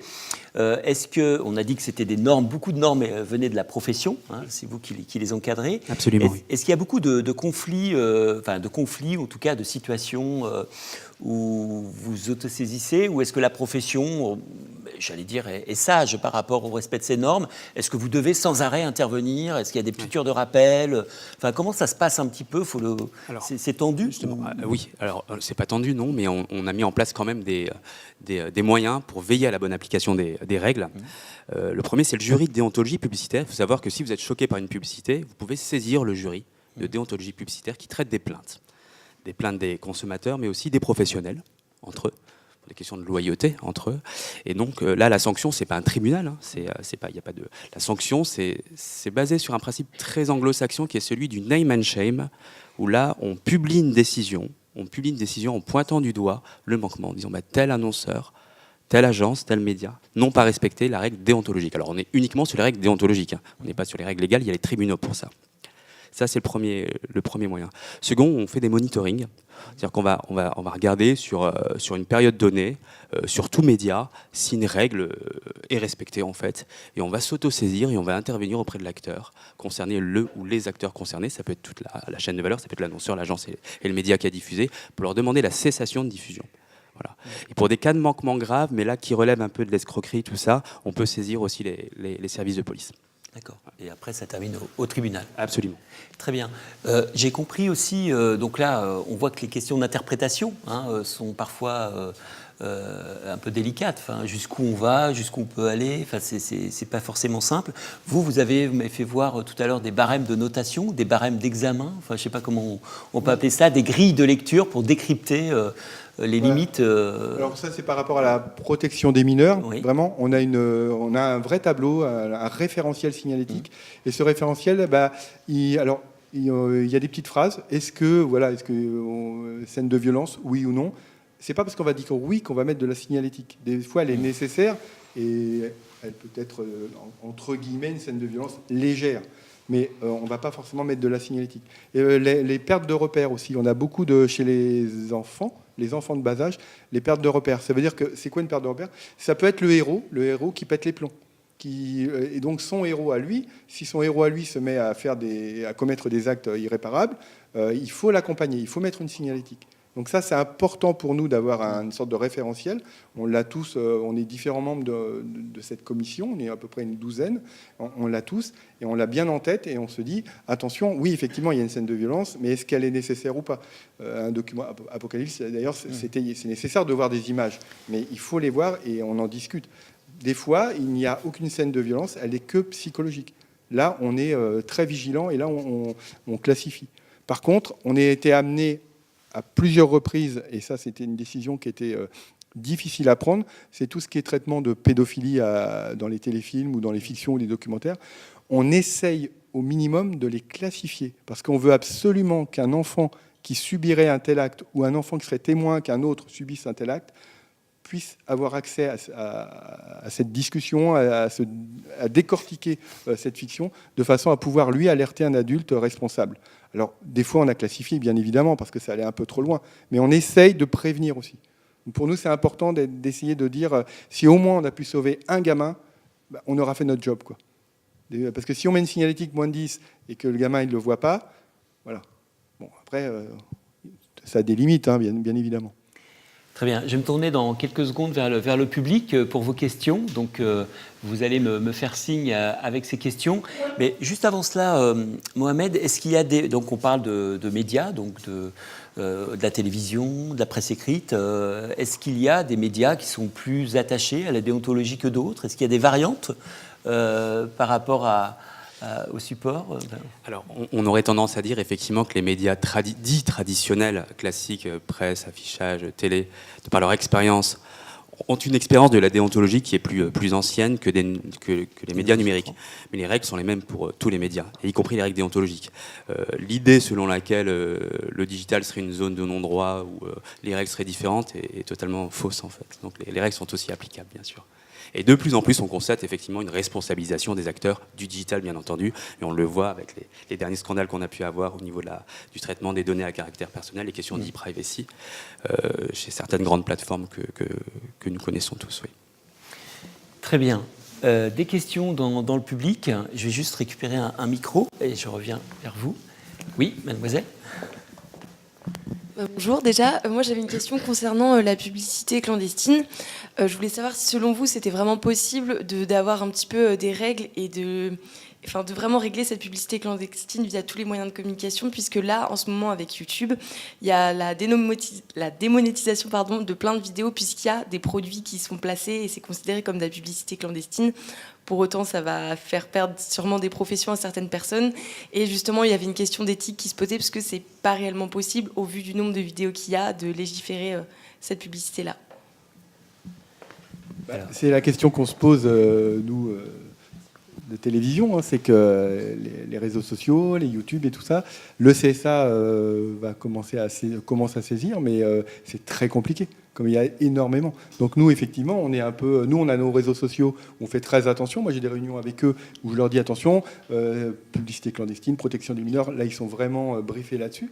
Mais effectivement, les YouTube et compagnie, le CSA commence vraiment à se poser des questions, effectivement, parce que ça part dans tous les sens.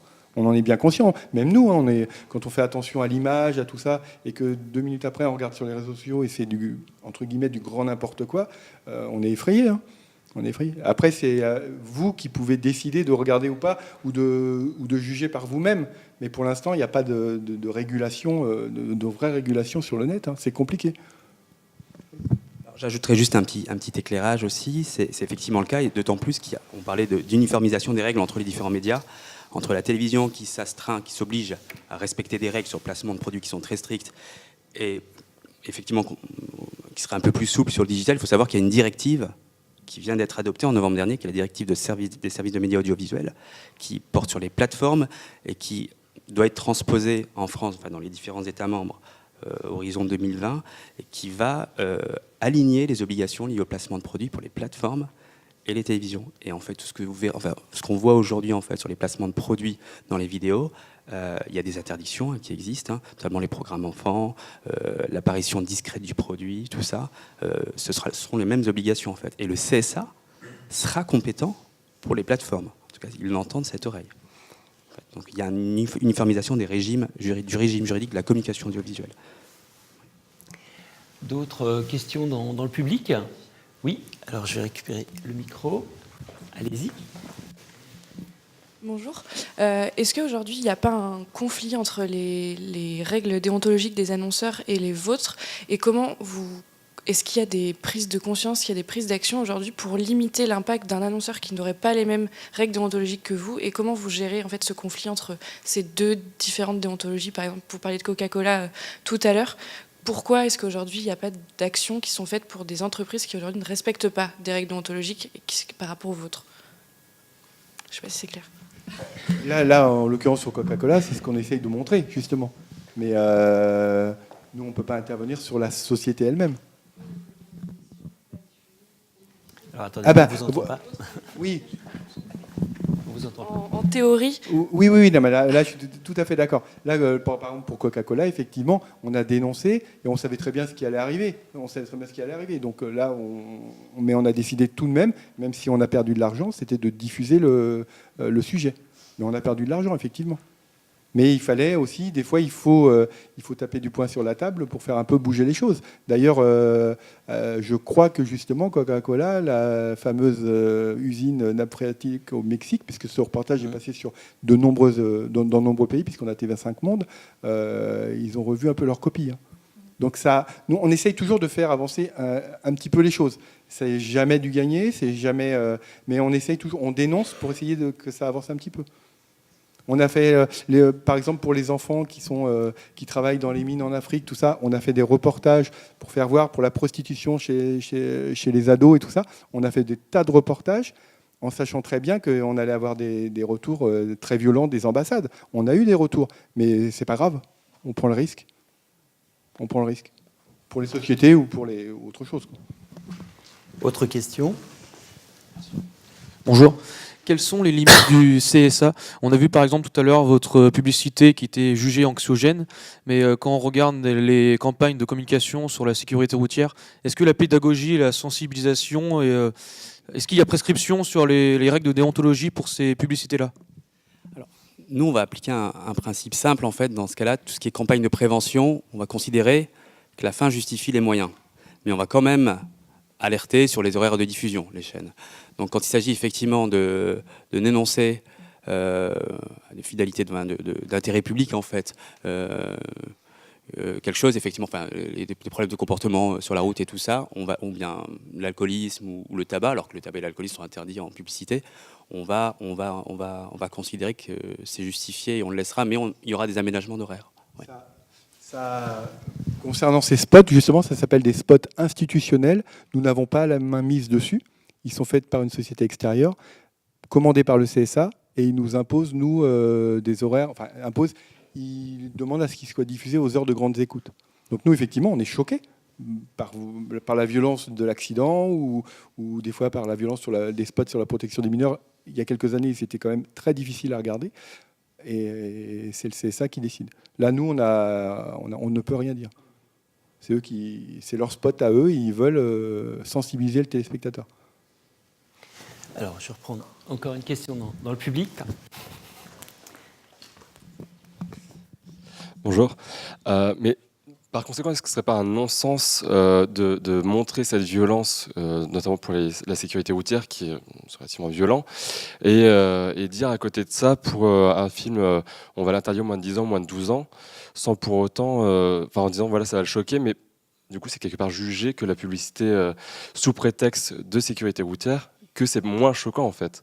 Parce qu'on juge que l'enfant, donc de 10 ans ou moins, peut potentiellement comprendre que c'est juste pour ça, mais enfin, ça va bien plus loin que ça. La psychologie de l'enfant, il y a un traitement de l'information qui n'est pas, il n'y a pas à se dire, tiens, c'est une publicité pour la sécurité routière, donc la violence qu'il y a là, c'est juste pour ça. Ça va aller bien plus loin que ça.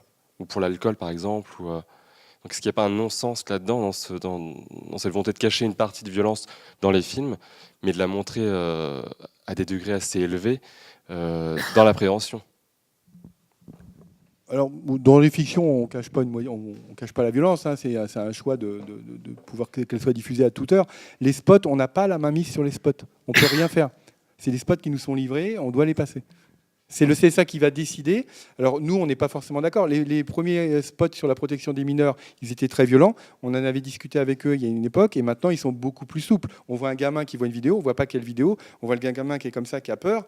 C'est beaucoup plus parlant. Nous, on trouve ça beaucoup plus parlant et beaucoup plus judicieux de passer de tels spots que des images violentes à 20h50. Ça, on est d'accord. On est d'accord. Alors, le spot, nous, on avait essayé de voir, ça fait 2 ans qu'il passe, ce spot où on voit des accidentés de la route. Je pense que j'espère que celui-là, il est fini. Je pense qu'ils voulaient faire une campagne choc. Ils ont réussi, hein, mais est-ce qu'elle est acceptable de la diffuser pour des jeunes enfants? Je ne sais pas. Elle choque peut-être plus les adultes que les enfants, presque. Parce que les enfants, ils vont la regarder, ils vont s'en aller, mais nous, on va être choqués. Mais est-ce que c'est... Je pense que moi, c'est pas une bonne campagne pour moi, celle-là. Alors, un instant, qu'on vous entende. La question, c'est aussi par rapport à vous en tant que professionnel. Le non-sens, il est aussi dans la sanction que vous allez avoir si vous diffusez un contenu comme ça, par rapport à un téléfilm ou un reportage, mais la non-sanction qu'il y aura, du coup, par rapport à une campagne de prévention. C'est aussi là que se trouve le non-sens, quelque part. Alors là, nous, si on devait diffuser un tel spot, en l'état, il serait accompagné d'une signalétique. Là, en l'occurrence, nous n'avons pas le droit de mettre de signalétique sur ce spot. Nous, on leur a mis une signalétique, c'est évident. Et on ne l'aurait pas diffusé aux heures de grande écoute. Ça, on se le serait interdit. Mais là, on a une réglementation qui nous impose passer ce spot aux heures de grande écoute. Ensuite, effectivement, si on est dans le cadre d'une publicité commerciale, là, pour le coup, effectivement, la finalité n'est pas du tout la même. Donc, les règles auront vocation à s'appliquer de manière stricte. Nous, on alertera quand même. Alors là, c'est quand le CSA est lui-même annonceur, mais typiquement la prévention routière ou quoi que ce soit, on alertera quand même le diffuseur sur les horaires de diffusion. Mais pour ces spots-là, ça relève aussi de sa liberté éditoriale que de le diffuser aux horaires qu'il le souhaite, en fait. Mais on émettra une alerte sur ces spots-là. Alors, il y a un acteur quand même important également dans le name and shaming, ou la dénonciation, ou le suivi de la vigilance sur le respect de la déontologie, c'est le citoyen, donc le spectateur des programmes qui aussi interpelle, et on a les réseaux sociaux pour le faire, pour dénoncer tel ou tel comportement. ce citoyen n'a pas forcément les règles ou la connaissance des recommandations du métier. Comment vous pouvez interagir avec ce citoyen ou comment vous vous positionnez par rapport à ces dénonciations qu'on voit apparaître également dans les réseaux sociaux? Je pense à la question environnementale que vous avez évoquée tout à l'heure, donc le fameux greenwashing, le social bashing, etc. Donc comment vous, autorité régulatrice, vous voyez cela? Deux choses en fait. La première, déjà, on lui donne la possibilité de se plaindre en son nom ou bien via des associations qui le représentent, via le jury de déontologie publicitaire. On a pas mal de plaintes d'associations environnementales d'ailleurs, sur tout ce qui est greenwashing, vous savez, tout ce qui est verdissement, l'allégation environnementale non justifiée. Mon produit est bon pour l'environnement alors qu'il ne l'est pas, par exemple. Donc, si via le système de plainte, on lui donne le droit de saisir le jury. Il y a une instance dont je n'ai pas parlé qui est le Conseil paritaire de la publicité, qui mixe professionnels et consommateurs. Et cette instance, en fait, rend un avis sur les règles déontologiques professionnelles. C'est-à-dire qu'on a intégré, on nous a reproché pendant longtemps ce petit meurtre entre amis, vous faites vos règles entre professionnels et vous n'êtes pas ouvert sur la société civile. Donc on a créé cette instance justement pour être ouvert sur la société civile et leur donner voix au chapitre. Donc dorénavant, les associations de consommateurs qui siègent de manière permanente au sein du Conseil paritaire de la publicité émettent un avis sur des règles adoptées par les professionnels. Donc voilà, donc il y a le dispositif de sanction, le jury, et le dispositif de concertation, le Conseil paritaire de la publicité, pour équilibrer en fait les forces en présence et intégrer le consommateur, le public. Et à l'échelle d'un groupe comme France Télévisions, comment le spectateur peut-il être intégré, j'allais dire, dans la gouvernance de la déontologie ou le suivi de la déontologie sur les programmes? Le téléspectateur est intégré en permanence. On a les réseaux sociaux, bien évidemment. On a aussi un service de relation avec le téléspectateur. Et on tient compte, on répond à tous les courriers. Alors des fois ça prend du temps, mais on répond à tous les courriers et aux tweets et compagnie. On en tient compte parce que, et on répond à chaque fois. On en tient compte pourquoi? Parce que des fois des avis peuvent amener des idées. Et des fois on se dit oui, effectivement, nous on n'a pas été, on a prévu quelque chose. Le téléspectateur nous écrit pour un mécontentement ou quoi qu'est-ce. On n'a pas de retour CSA, mais on se dit mais effectivement, le téléspectateur lui trouve que tel documentaire était trop violent ou pas assez explicite. À ce moment-là, quand on va refaire quelque chose de ce style, on va en tenir compte de son avis. On va tenir compte. On fait très attention à ça. Très bien. Nous sommes face à des jeunes étudiants, donc en communication, et qui vont donc être acteurs de ces différents médias dans quelques temps. Quels seraient les principaux messages à leur délivrer? Donc là, on a des étudiants ici présents, mais dans toute la France, dans tous les campus de Subdecom, sur leur vigilance à apporter en lien avec la déontologie, sur leur connaissance, sur leur expérience. Est-ce qu'il y a quelques messages forts qu'on peut délivrer? On profite d'être devant eux. Au titre de la RPP, par exemple? Au titre de la RPP, on voit clairement que vos générations sont de plus en plus sensibles à l'éthique. Vous connaissez peut-être le concept de l'éthique by design, c'est d'intégrer le plus en amont possible dès la conception, en fait, ces questions éthiques, en fait. Et que ce ne soit pas vraiment la dernière roue du carrosse qui arrive après publication d'une campagne, quoi que ce soit, c'est dès la conception, éthique by design, intégrer ces enjeux éthiques, ces questions éthiques. Et ça contribue vraiment pour le coup à l'efficacité et aussi du business, et parce que là où il n'y a pas de confiance, il n'y a pas de business, no trust, no business en fait. Donc c'est vraiment bâtissez une relation de confiance avec vos audiences, vos publics, avec le consommateur, et ce sera bon pour vous. Et voilà, ethic by design. Je suis un peu d'accord. Et puis aussi échanger entre vous, surtout échanger entre vous, ne pas travailler seul dans son coin. Je pense que vous êtes habitué à ça, à une époque peut-être un peu moins, mais là, franchement, échanger de façon à pouvoir ne pas donner des fausses informations ou se tromper. Donc c'est important, et contrôler son info, justement. Et je pense que si vous êtes là, c'est que vous avez envie, et donc bonne chance à vous. Très bien. Sur ces paroles destinées aux étudiants, nous allons clore ce second plateau qui était consacré à la déontologie dans les métiers de la communication et des médias. Merci à vous tous les deux, Florent Douard pour France Télévisions et Mohamed Mansouri pour la RPP. Merci d'être venus partager vos expériences, votre connaissance, votre expertise sur ces sujets. Merci à toute l'organisation pour cette matinée, pour ce colloque. Je voudrais simplement saluer en régie Marie, Philippe et Édouard qui ont été les petites mains pour que tout soit nickel au niveau son, lumière et images. Merci à Jérôme également pour avoir préparé ces sessions. Je vous remercie une dernière fois et je vous dis à bientôt pour une prochaine édition.